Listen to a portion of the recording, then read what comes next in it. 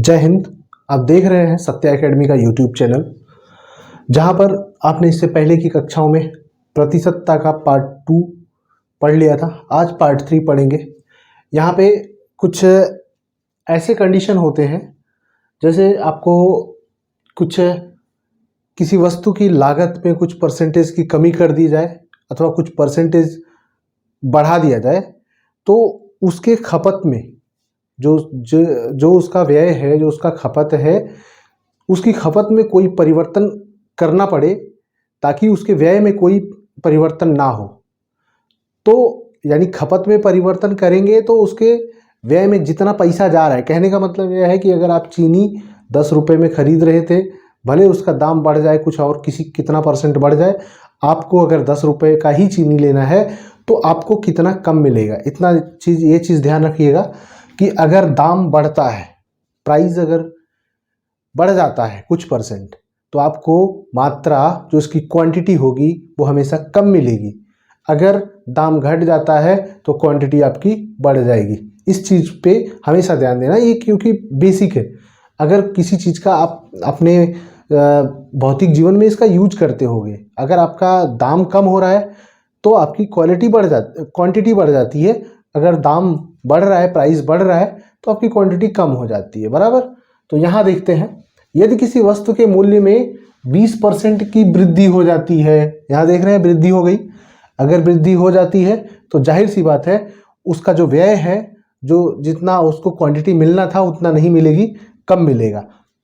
ठीक, वृद्धि हो जाती है तो ज्ञात कीजिए कि उसके खपत में कितने प्रतिशत की कमी की जाए कि व्यय में कोई परिवर्तन ना हो। व्यय मतलब जो खर्चा, जो आप उस चीज़ पर, उस पार्टिकुलर चीज़ पर आप जो खर्चा करते थे उसमें कोई परिवर्तन ना हो। जैसे कि अगर मैंने एग्जांपल दिया आपको, अगर चीनी खरीदनी है, आपको 1 किलो 40 रुपये में मिलता है, लेकिन अगर दाम बढ़ गया तब भी आपको सिर्फ 40 रुपये में लेना है, ना कि 1 किलो लेना है। 40 रुपये में लेंगे, भले कम मिलेगा, लेकिन आपका व्यय में कोई परिवर्तन नहीं होगा। हमको ये ज्ञात करना है कि कितना परसेंट हमको कम मिला, अभी जब दाम बढ़ गया तो कितने परसेंट कम मिला, ये सवाल कह रहा है। तो सबसे पहले ये देखिए कि इसमें चीनी के मूल्य में जो परिवर्तन किया है 20%, वो 20% होता क्या है। इसको हम अगर फ्रैक्शन में कन्वर्ट करें तो ये हो जाता है 1/5। इसका मतलब क्या है कि पहले चीनी का मूल्य कितना था, 5 था, लेकिन अब उसका 1 भाग यानी 20% बढ़ गया। यानी 5 का जो दाम था वो 1% बढ़ गया, यानी 6 हो गया। कितना हो गया, 6 हो गया। यही हुआ ना, पहले 5 था, इसका 20% बढ़ गया, यानी 5 का 20% जो होता है वो 1 होता है। और जब 1% यानी 1 बढ़ गया तो इसका दाम यानी 5 से 6 हो गया। भले दाम कुछ भी हो, मान लीजिए 5 उसका प्राइस था और अभी क्या हो गया, वो 6 हो गया। तो कह रहा है कि कितने प्रतिशत की कमी की जाए। अब आपका जो ये पार्टिकुलर भाग है जहां आप 5 पे 1 खर्चा कर रहे थे, यानी दोनों का डिफरेंट कितना हो गया, 5 और 6 का डिफरेंट कितना हो गया, 1। कितना हो गया, 1 का डिफरेंट है। जहां 1, अगर ये डिफरेंट तब है जब 20% बढ़ा है। अगर ये 20% नहीं बढ़ा होता तो ये डिफरेंट नहीं होता। अगर 5 से 6 गया है डिफरेंट, तो आप इसको जैसे जहां पे 5 पे 1 यानी 20% आपका था, इसको आप 6 पे कर लीजिए। कितना, 6 पे। इसको 1/6 करके इसको परसेंटेज में कन्वर्ट कर दीजिए। ये हो जाएगा कितना, 1/6 का मतलब काट दीजिए इसको, 50/3। 50/3% आपको जो मात्रा मिलती थी उस मात्रा में 50/3% की कमी हो जाएगी। क्या हो जाएगी, इतना परसेंट की कमी हो जाएगी। यानी जहां आपको 100% मिलता था 5 रुपये में, अब वही चीज 5 रुपये में 50/3% उसका कम होके मिलेगा। अगर आपको 100% लेना है तब क्या हो गया, आपको 100% लेने के लिए क्या करना पड़ेगा, 6 रुपये व्यय करना पड़ेगा। इस 6 रुपये पे अगर 1 रुपये को कन्वर्ट किया जाए, 6 का 1 भाग मतलब परसेंटेज, 100 का गुणा करेंगे परसेंटेज निकल आएगा, ये हो गया 50/3। ठीक, अब देखिए इसमें क्या देखते हैं। अगला सवाल है, यदि किसी वस्तु पर सरकारी शुल्क की दर 40% कम कर दिया जाए, अभी क्या हुआ 40% कम हो गया, तो उस वस्तु के खपत में कितने प्रतिशत की वृद्धि की जाए तो कि उससे होने वाली आय पर कोई असर ना हो। मान लीजिए कोई कंपनी है जो किसी सरकारी संस्था को कुछ प्रोडक्ट सेल करती है, तो कह रहा है ये सरकारी शुल्क की दर 40% कम कर दिया है, सरकार ने उसका रेट 40% कम कर दिया है। तब उस कंपनी को यह पूछ रहा है, उस कंपनी को उसकी खपत में मतलब कितना और अधिक भेजा जाए ताकि उससे जो होने वाली आमदनी है उस पर कोई असर ना हो। क्या करना पड़ेगा, जब सरकार दाम कम कर देगी तो आपको जाहिर सी बात है दाम कम करने पे आपको प्रोडक्ट बढ़ाना पड़ेगा। प्रोडक्ट ज़्यादा सेल करेंगे तो उस दाम को आप लेवल पर ला सकते हैं। अगर प्रोडक्ट ज़्यादा आप भेजेंगे मतलब कि कितने प्रतिशत आप वृद्धि करोगे, जो प्रोडक्ट है उसका खपत की वृद्धि करोगे कि उसका जो व्यय जो आय हो रहा है, जो इनकम सरकार के द्वारा जो इनकम है वो कम ना हो। कहने का मतलब पहले आप 20 रुपए में सरकार को 20 केले दे रहे थे, बाद में सरकार ने कहा नहीं हम 20 रुपए का केला नहीं लेंगे, हम 10 रुपए का केला लेंगे।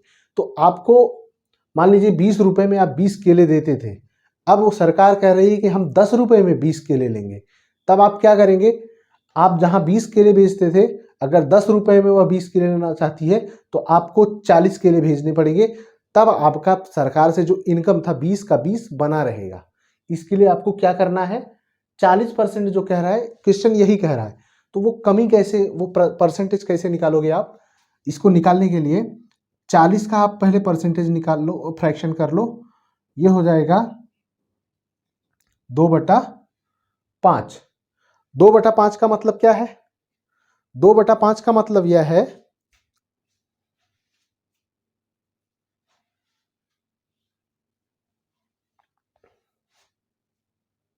40 0 0, ये हो गया 2 दूनी 4 2 5 10। ठीक है, ये 2/5 का मतलब यह है कि 5 में पहले जो 5 रुपए का सामान था अब वो 2 रुपए कम हो गया, यानी अब कितने का मिलने लगा, वो 3 रुपए में मिलने लगा। अगर ये 2 कम हुआ तो पहले 5 था अब कितना हो गया 3, दोनों का डिफरेंट कितना है 2 का, कितने का डिफरेंट, कितने का है 2 का। यानी इसको क्या करेंगे, ये जो डिफरेंट है अब ये किस पे डिफरेंट ले रहे हैं हम, जो कमी की जा रही है। हमेशा इस चीज को याद रखिएगा, इन दोनों का जो डिफरेंट है वो जो न्यू वैल्यू आपको मिलती है, जैसे यहाँ पे न्यू वैल्यू 6 मिला, यहाँ पे न्यू वैल्यू 3 मिला, तो न्यू वैल्यू पे आपने इसको किया, जो डिफरेंट है वो किस वैल्यू पर था, नए वाले वैल्यू 6 पे था, तब उसका आपने परसेंटेज निकाल लिया। यहाँ पे जो डिफरेंट आ रहा है 5, और पहले 5 था 2 कम हो गया तो 3 हो गया, अब इन दोनों का डिफरेंट जो है वह 2 है। अब यह 2 कितने पे कम हुआ, 3 पे कम हुआ, यही हुआ ना। नया जो वैल्यू है ये 2, 3 के साथ इसको कंसिडर करेंगे और यहाँ इसको परसेंटेज में बदल देंगे, ये हो जाएगा कितना 200/3%। 200/3% को हम लिख सकते हैं 3 छक 18, 3 छक 18 66.66%। ठीक है, ये इसका आंसर हो जाएगा। अब इस तरह से अगर सवाल आपको मिलते हैं तो कंसिडर आप जो नया वैल्यू है उससे आप इसको करेंगे कि उसको बेस बनाएंगे, किसको, जो नया वैल्यू है उसे बेस बना के आप इसको हल करेंगे। ठीक है, तो इसी तरह से देखिए जैसे ये एग्जांपल है, यदि एक परीक्षा में 35% छात्र पास हुए और 455 छात्र फेल हुए तो परीक्षा में कुल कितने छात्र बैठे थे। ये आपको सिंपल सा क्वेश्चन है, ये कैसे पूछता है। इस टाइप के आपके सुपर टेट और सी टेट या इन सब एग्जामों में या एसएससी एमटीएस में इन सब में ऐसे इस टाइप के सवाल पूछे जाते हैं।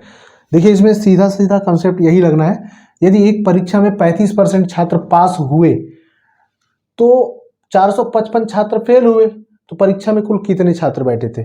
इसको आप कई तरीके से हल कर सकते हो, लेकिन परसेंटेज का सवाल है तो सबसे पहले आप ये जानिए कि अगर 35% छात्र पास हुए तो फेल 65% हुए रहेंगे, बराबर। 65% फेल भी हुए रहेंगे, या तो देखो इसको पहले इस तरह से लिखो, 35% को फ्रैक्शन में चेंज करेंगे तो ये हो जाएगा 5 सते 35 और ये 20 पंचे 100, मतलब 20 में 7 लड़के पास हुए रहेंगे और 20 में अगर 7 लड़के पास हुए हैं तो कितने लड़के फेल हुए हैं? 13 लड़के। 7 पास हुए हैं और 13 फेल हुए हैं, यानी इसको आप कह सकते हो 7/20 का मतलब ये है कि इसमें देखा जाए तो टोटल छात्र जो हैं वह 20x हो जाएगा। कितना टोटल? क्योंकि जो इसका परसेंटेज है ये 35% इस 100 पे आया ना, यानी जो टोटल छात्र थे लगभग 20 थे, यानी इसी का रेशियो ये रहेगा 20, और इसका पास होने का रेशियो x रहेगा और जो छात्र थे उनका रेशियो 20x रहेगा। सॉरी, जो छात्र टोटल छात्र थे उनका रेशियो 20x रहेगा और जो पास हुए हैं उनका रेशियो 7x रहेगा। और कह रहा है कि और 455 छात्र फेल हुए हैं, यानी जो इसमें 65% था 35% केवल पास हुए हैं और जो 65% यानी 455 छात्र वो फेल हुए हैं। तो इसको आप कैसे हल कर सकते हो? इनका जो दोनों का अंतर जो होगा वो कितना होगा, यानी जो ये जो दोनों का अंतर जो 13% है, सॉरी जो 13 है, 20 और 7 का अंतर कितना है? 13 है। 13x यानी जो 65% थे वो 65% कितने हैं? 455। ये कितना हो गया? 455। तो x बराबर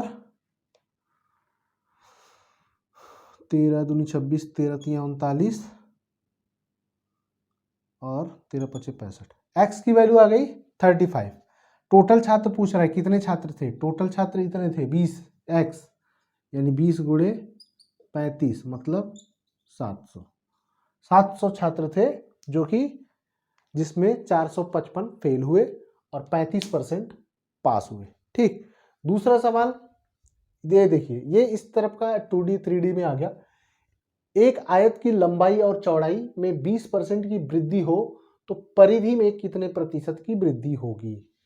ठीक है, इस टाइप का सवाल अगर आपको पूछा जाता है जिसमें 1D का यूज किया गया है, 1D का मतलब जिसमें सिर्फ एक लाइन हो, जिसके यूनिट को हम सिंगल सिंगल लिख देते हैं, जैसे लंबाई है सेंटीमीटर है, इसकी लंबाई 1 सेंटीमीटर 2 सेंटीमीटर होती है, इसका लंबाई मान लो जो मीटर है, ये कोई ऐसा दूरी है जो मीटर में है।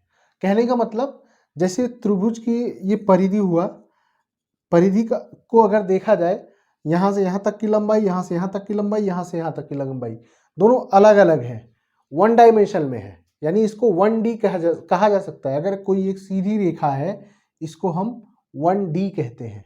ठीक, और 2D किसको कहते हैं? कोई एक ऐसा एरिया जो दो रेखाओं से घिरता हो, यानी एक रेखा ये और एक रेखा ये, इन दोनों रेखाओं से, ये दोनों रेखाओं से मिलकर ये बना 2D, यानी जिसमें लंबाई हो चौड़ाई हो किंतु ऊंचाई ना हो वो 2D होता है। 3D क्या होता है आपको मालूम है? जैसे घन, क्या होता है?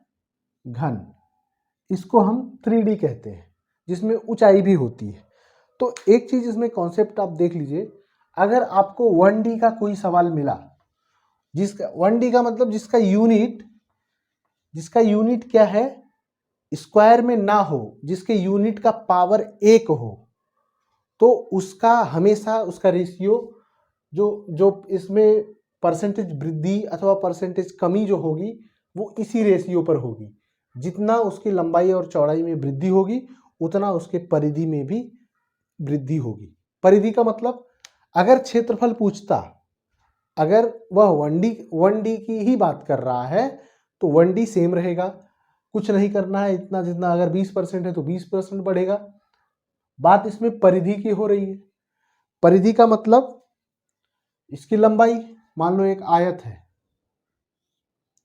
लंबाई, इसमें आयत की लंबाई और चौड़ाई में 20% की वृद्धि की जाती है। यहाँ पे 20 बढ़ाया जाता है और यहाँ पे भी 20 बढ़ाया जा रहा है।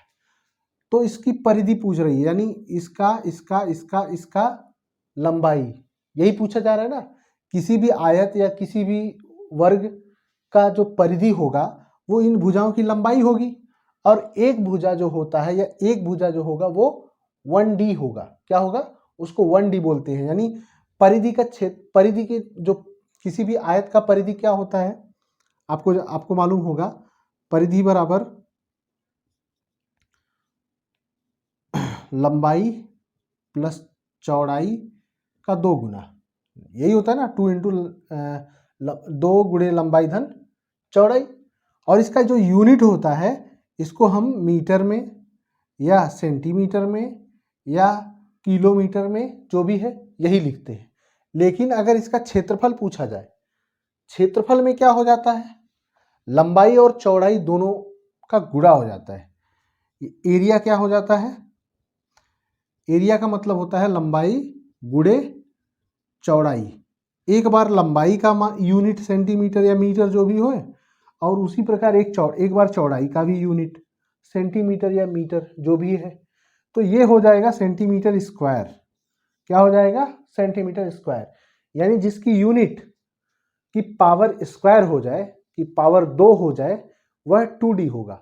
और जिसके यूनिट की पावर 3 होगी, जिसका जैसे वॉल्यूम होता है, मतलब घनाभ का आयतन ज्ञात करना है, घन का आयतन है, शंकु का आयतन है, इन सबको हम 3D में कंसीडर करते हैं। इसलिए कि इसमें लंबाई गुणे चौड़ाई गुणे ऊंचाई भी होता है, बट वहां पे उसके परिधि का क्षेत्रफल अगर पूछा जाए, वक्र पृष्ठ का क्षेत्रफल, किसी शंकु के वक्र पृष्ठ का क्षेत्रफल पूछ ले तो वो 2D में आ जाता है। जहां पे क्षेत्रफल की बात होगी वो 2D में होगा, जहां पे आयतन का बात होगा वो 3D में होगा। और जहां परिधि हो गया, जैसे वृत्त है कोई, अगर यहाँ पे कोई सवाल पूछ दिया जाता, मेरे कहने का मतलब यह है कि जिसमें 1D है, अगर 1D जिस रेशियो से बढ़ रहा है उसी रेशियो से उसका 1D में अगर परिधि पूछा जा रहा है, अगर इस परिधि के साथ साथ जैसे आयत का परिधि पूछा गया, अगर वृत्त का परिधि पूछा जाता या आपका वर्ग का परिधि पूछा जाता,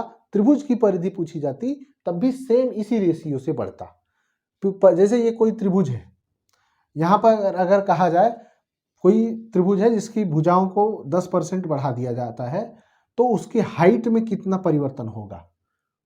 क्योंकि ये हाइट है, हमेशा हाइट को आप या तो मीटर में कंसीडर करेंगे या तो सेंटीमीटर। कभी आप किसी हाइट को सेंटीमीटर स्क्वायर में पढ़ा है या मीटर की स्क्वायर में देखा है? नहीं, क्योंकि वह एक ही लाइन है, 1D है वो। इसके लिए हम इसका अगर 10% इसकी भुजाओं को बढ़ाएंगे, इसके साइड को बढ़ाएंगे 10%, तो इसकी हाइट भी 10% बढ़ जाएगी। अगर 10% कम करेंगे तो इसकी हाइट भी 10% कम हो जाएगी। यही होता है।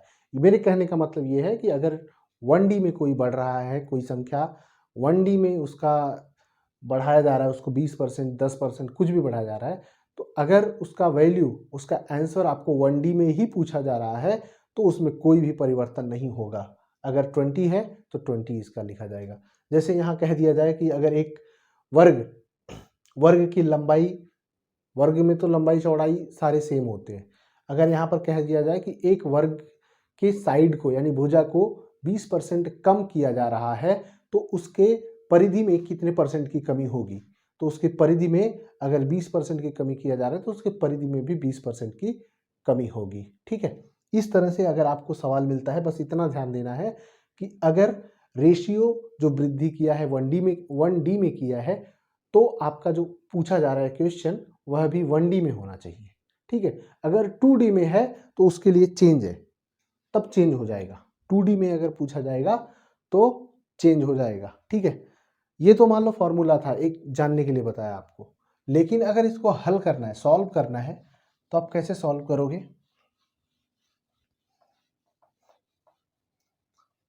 देखो, यह कह रहा है एक आयत की लंबाई और चौड़ाई में 20% की वृद्धि की जाती है। 20% मतलब 1/5, यानी पहले 5 था, अब उसको क्या कर दिया गया है? 6 कर दिया गया है। पहले 5 था, उसको अभी 6 कर दिया गया है। एक बार लंबाई में बढ़ाया गया और एक बार चौड़ाई में बढ़ाया गया। लेकिन जब परिधि पूछ रहा है तो इसका मतलब एक बार लंबाई और एक बार चौड़ाई होने से वह आयत नहीं बनेगा, एक बार और लंबाई होगा और एक बार और चौड़ाई होगा, यानी 5 और 6। तो ये क्या हो जाएगा, 5 5 10, 6 6 12, दोनों को जोड़ते हैं ना, परिधि में क्या होता है, जोड़ा जाता है। लेकिन अगर क्षेत्रफल पूछता तो क्षेत्रफल में यहाँ गुणा होता तो अलग हो जाता। तब क्या होता, तब चेंजेस था, उसका अगले सवाल में मिलेगा तो मैं आपको बताऊंगा। ठीक, यहाँ पे देखिए, तो इसमें डिफरेंट कितना है, डिफरेंट कितना है 2 का, डिफरेंट कितने का आया 2 का, और कितने पे आया, डिफरेंट आया कितने पे, इस 10 पे, बेस वैल्यू यही था ना 10 गुणे 100, परसेंटेज निकालना है आपको, 10 दहम 100, 10 दूनी 20, आपका आंसर आ गया 20%। ठीक है, इसी तरह से आप हल कर सकते। जैसे ये सवाल था, अंकुर को परीक्षा में पास होने के लिए 60% की आवश्यकता है, जबकि उसे 240 अंक प्राप्त होते हैं तथा वह 60 अंकों से फेल हो जाता है, तो परीक्षा का अधिकतम अंक कितना था, यह आपको ज्ञात करना है। तो इसके लिए सबसे पहले आपको क्या करना है, अंकुर 60% उसको अंक मिलते हैं, लेकिन वह जबकि उसे 240 अंक प्राप्त होते हैं तथा 60 अंकों से फेल हो जाता है, यानी कि उसको पास होने के लिए कितना चाहिए था, 240 प्लस 60, यानी कितना चाहिए था 300। ठीक, अंकुर को परीक्षा में पास होने के लिए 60% की आवश्यकता थी, जबकि उसे 240 अंक प्राप्त होते हैं तथा 60 अंकों से फेल हो जाते हैं। कंफर्म, यहां से क्लियर हो गया। 60% जो है, 60% यानी 60/100 को इसको हम तोड़ेंगे, यह हो जाएगा कितना, 2 3 6, 2 5 10, यानी 5 में वह 3 उसको 3 मिलना चाहिए था, लेकिन उसको 5 में 3 नहीं मिला, उसे सिर्फ 240 नंबर मिले, जिससे वह 60 अंकों से फेल हो गया। यानी अगर इसमें जो 240 मिला है, इसमें 60 और ऐड हो जाता, यानी अगर ये 300 हो जाता, तो यानी 300 का मतलब ये 3 का मतलब ये 60%, और 60% कह रहा है कि उससे वह पास हो जाता। तो टोटल कितना था, टोटल परीक्षा में अधिकतम अंक कितने थे, ये 5 था। 5 से ही आपको काउंटिंग करना है, इसको ही बेस बनाना है। यह मान लीजिए 5x है, यह मान लीजिए उसको मिलना कितना था, 3x मान लीजिए मिलना था, तो मिला कितना, यह जो 3 मिला कितना उसको, 3x में से, यानी 60% में से 60 कम मिला, कितना मिला था 240, तो यह हो जाएगा 3x बराबर 240, इधर जाएगा 60 माइनस है तो प्लस हो जाएगा, यह हो जाएगा 300, तो x बराबर 100, यहाँ x की वैल्यू 100 हो गई। टोटल कितना था, 5x था, यानी 5x मतलब 5 गुणे 100 मतलब 500।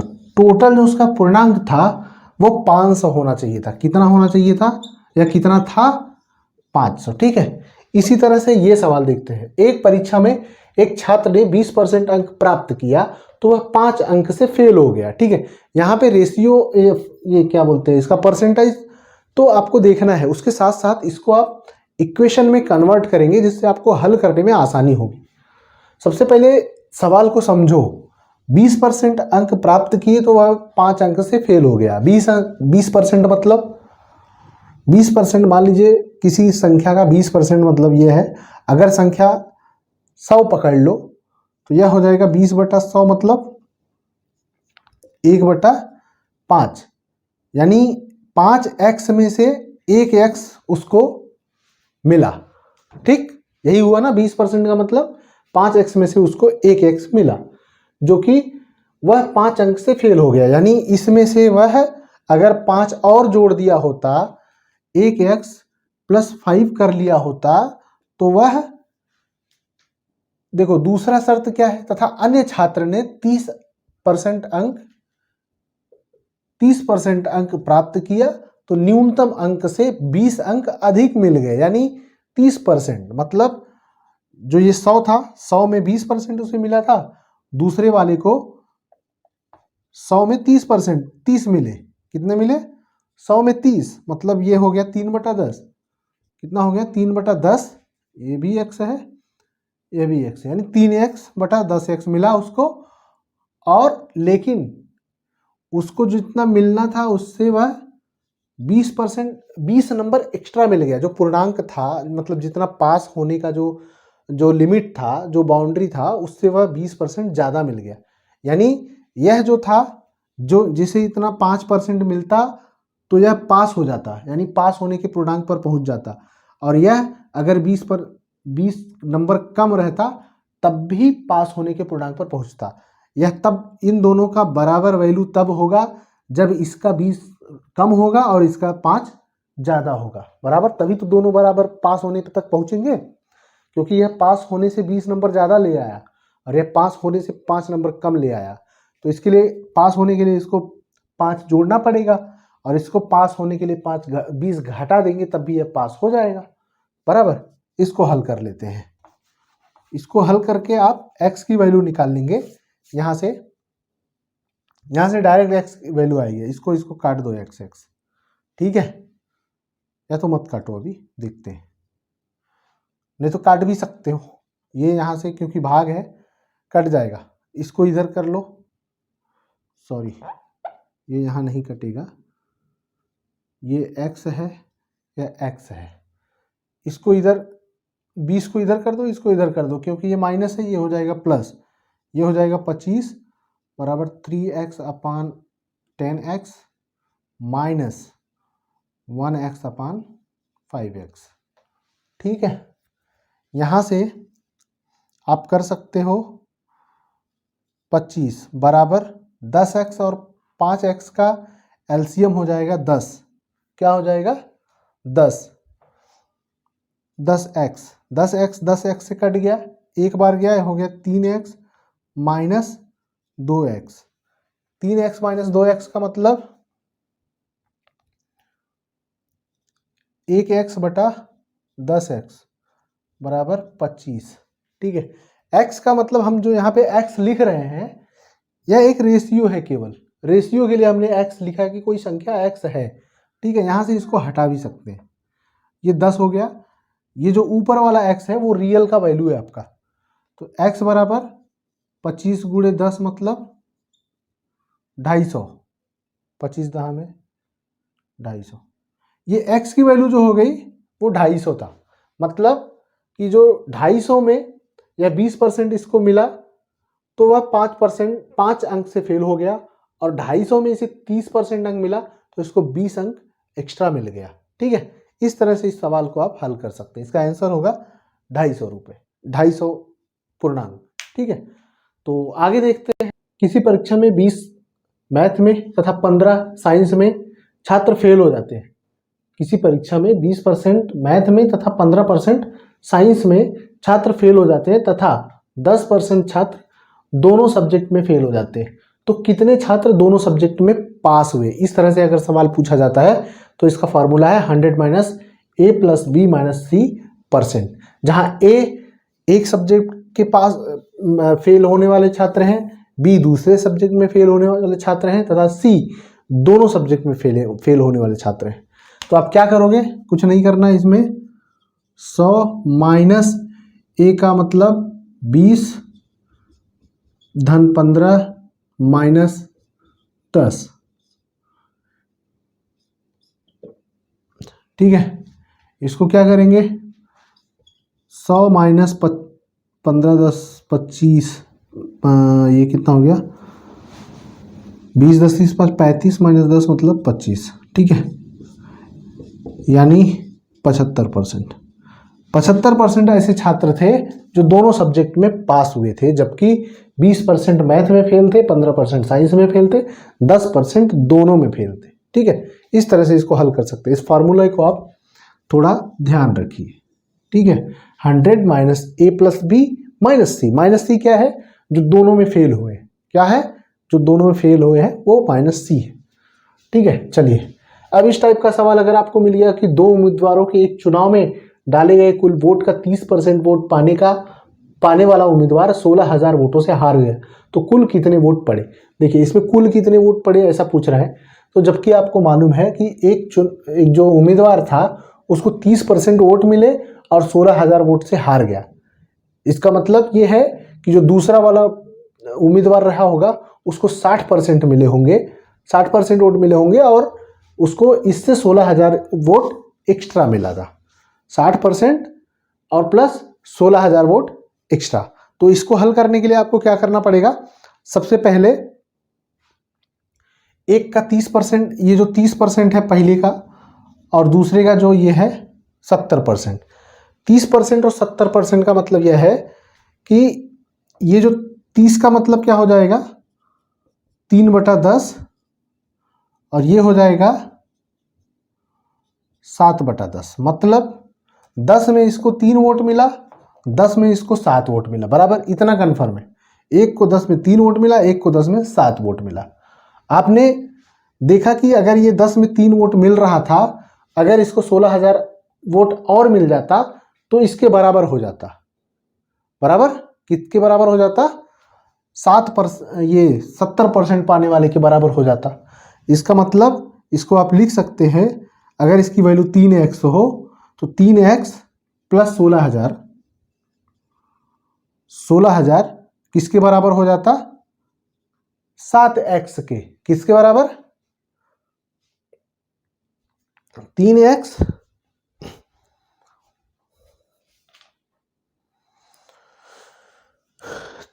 प्लस 16,000 बराबर हो जाता 7x के। बराबर यही कह रहा है ना कि अगर 30% में 16,000 और पा जाता तो यह उम्मीदवार के बराबर यह जीत सकता था।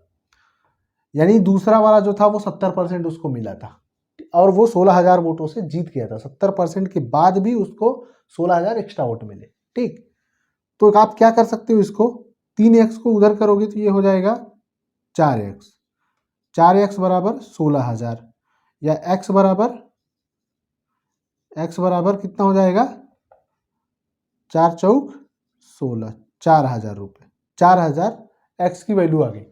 और यहाँ पे आपने क्या देखा था, पूछ रहा है कि हार कुल कितने वोट पड़े। कुल कितने वोट पड़े मतलब 4,000 ये था, कुल वोट यही था ना, 10 में से ही आपने निकाला था ना 3, 10 में से 3 निकाला था, यहाँ 10 में से 7 निकाला था। तो कुल वोट कितने थे, 10x थे, मतलब 10 गुणे x का मतलब 4,000, ये हो जाएगा 40,000। ठीक है, कुल वोट कितने पड़े उसको, 40,000। ठीक है, 2 सवाल और बचा है, उसको भी देख के वीडियो खत्म। देखिए एक चुनाव में 2 उम्मीदवार थे जिनमें जीतने वाले उम्मीदवार को 57% वोट मिले और वह 42,000 वोटों से जीत गया। तो चुनाव में कुल कितने वोट पड़े, इसको सिंपल से कुछ नहीं करना है। 100 आप मान लीजिए, 100 में 57% इसको मिले तो जो बचा हुआ 43% होगा वो दूसरे कैंडिडेट को मिला होगा। तो आप इसको लिख सकते हो मिले और बस 42,000 वोटों से जीत गया। यानी कि ये जो 57% वोट मिला, 57x मान लीजिए कुछ x रहा होगा, टोटल जो परसेंटेज, टोटल जो वोट है वो x है, x का 57%, 57x हो गया। यह किसके बराबर होगा, जो 42,000 प्लस जो 43% पाया हुआ दूसरा बंदा था, यानी इसको हम 43x भी लिख सकते हैं। दूसरा वाला बंदा, जो दूसरा उम्मीदवार था, वो जो जीता हुआ उम्मीदवार है उसके बराबर कब होगा, जब यह जितने वोटों का मार्जिन दे के इसको इससे आगे है, जितने वोट का लीड दिया है वह लीड उससे जुड़ जाए जो हारा हुआ है। जो हारा कौन है, जो 43% वोट पाया है, जो हारा हुआ है उससे अगर यह 42,000 वोट जुड़ जाए तो ये दोनों बराबर हो जाएंगे, इक्वल हो जाएंगे कि नहीं। यही हमने किया है, 57% वोट मिला, 43% वोट मिला, 42,000 इसमें ऐड कर दिया क्योंकि यह 57% पाने वाला इससे 43% पाने वाले से 42,000 वोट उसका ज़्यादा था। तो हमने क्या किया, इस वाले में ऐड कर दिया तो दोनों बराबर हो गए। बराबर का इसको इक्वेशन में लाने के लिए हमने ऐसा किया। ठीक है, तो अब 57x में से 43x घटाएंगे तो यह कितना हो जाएगा, 4 1 यह हो जाएगा 14x। कितना हो जाएगा? 14x बराबर 42,000 या x बराबर कितना हो जाएगा? 3,000। अब यह पूछा जा रहा है 3,000। 14 को 14, 14 ने 28, 14 3 42, 3,000 हो गया। ये x की वैल्यू 3,000 हो गई, यानी 57। और ये जो x की वैल्यू 3,000 यहाँ पे आया। अगर मान लीजिए वो जो हमने यहाँ पे 57% यानी 100 पे हमने 57 माना था ना, 100 में 57 इसको मिला था, 100 में 43 इसको मिला था, यानी टोटल अगर हम उसको 100 माने तो एक x की वैल्यू 3,000 है, तो 100x की वैल्यू कितनी हो जाएगी? यानी इसमें 100 का गुणा हो जाएगा। कितना हो जाएगा? 100 का गुणा होगा तो ये हो जाएगा 3 लाख। ये हो जाएगा 3 लाख। टोटल कितने वोटर थे? 3 लाख। ठीक है, इसी तरह से इसको हल करते हैं। आर्या अपने वेतन का 20% दान देने का निर्णय लेती है, किंतु वह 2400 का दान देती है, जो कि उसके दान देने वाले निर्णय का 125% था। यानी इसका कहने का मतलब यह है कि कुछ उसने अपनी सैलरी का दान देने चाहा, लेकिन बाद में उसने क्या किया? 2400 रुपये दान दिया। 12%, 20% उसने, 20% नहीं, ये 12% है। ठीक है, ये है 12%। 12% उसको दान करना था, लेकिन बाद में उसने 2400 रुपये दान किया। फिर ये पूछ रहा है कि बाद में उसने देखा कि जो 2400 है उसका जो निर्णय लिया था 12%, उसका 125% था। क्या था? उसका 125% था। तो आपको आर्या का वेतन ज्ञात करना है। तो क्या करेंगे सबसे पहले? अब यहाँ पे जरा x मानकर हल करते हैं। मान लीजिए उसका वेतन क्या था? x था। x का जो है पहले वो 12% 2400 यानी दान देना चाहती थी। ये जो 2400 है उसकी सैलरी का, सॉरी, ये 2400 नहीं देना चाहती थी, पहले वो सिर्फ अपनी सैलरी का 12% देना चाहती थी। मान लीजिए उसकी सैलरी x है, तो x का 12% कितना हो जाएगा? 12x बटा 100। तथा बाद में क्या किया? उसने देखा इसके दान का, इसका जो उसको दान करना था, ये जो 2400 है, या इसके जो दान करना था उसका 125 है। कितना है? 125% है। इसको हमने 125 का मतलब ये जो 12x जो उसकी सैलरी का 12% था, वह जो उसने दान करना था 2400 दान किया, वह उसके उस 12% का, इस 12% का 125% हो गया है। बाद में जब उसने 2400 दान किया तो यह 2400 जो था वह इसके दान करने वाले जो पहला दान करना था उसका 125% हो गया। तो इसको हल कर लीजिए, x की वैल्यू आपको निकल जाएगी, क्योंकि आपको x यानी उसका वेतन ज्ञात करना है। तो क्या करेंगे आप?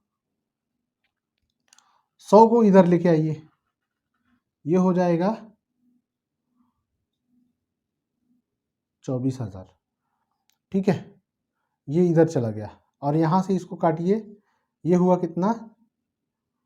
25 चौक, हाँ 25 चौका 100, 25 25 125, 4 3 12, ये हो गया 3x गुड़े 5, 3x गुड़े 5 बराबर 2,40,000। यही हुआ ना? तो ये हो जाएगा 15x। 15x बराबर 2,40,000, या x बराबर इसमें 15 का भाग देंगे तो कितना होगा? 15 को 15 1 के 15, 15 1 के 15 9, 15 90, ये हो गया 16,000। x की वैल्यू कितनी हो गई? 16,000। यानी आर्या की सैलरी कितनी थी? 16,000। ठीक है, इस तरह से हमने 3 वीडियो में लगभग बहुत से टॉपिक कवर किए हैं। बहुत से जो रह गए हैं आपको अगली वीडियो में वो आपको मिल जाएगा। वीडियो को लाइक, शेयर और सब्सक्राइब करो और अपने दोस्तों तक पहुंचाओ। जो नए सिरे से मैथ को पढ़ना चाहते हैं वो यहाँ से पढ़ सकते हैं। तब तक के लिए जय हिंद।